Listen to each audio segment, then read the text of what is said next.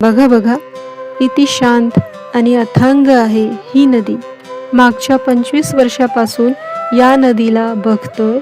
25 वर्षा अगोदर ती जशी वाहत होती, आज 25 वर्षानंतरही ती तशीच वाहत आहे.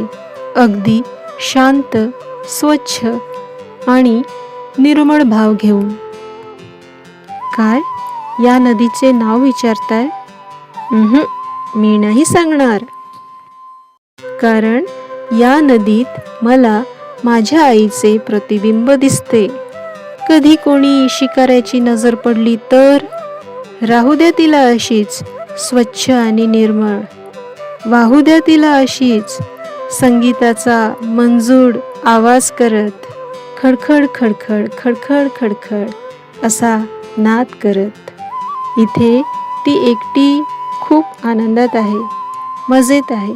नाव सांगितले तर खूप लोक येतील आणि खूप सारे मंत्रोच्चार करतील, तिची पूजा करतील. तिला ते आवडत नाही हो. या नदीला पाहिजे असाच एकांत आणि एक सुरक्षा कवच. या सुरक्षा कवचमुळे ती एवढी खुश आहे, सुरक्षित आहे, आनंदात आहे. कारण इथे तिला कोणी दूध किंवा दही अर्पण करत नाही. इथे तिला कोणी फुलांचे हार वाहत नाही.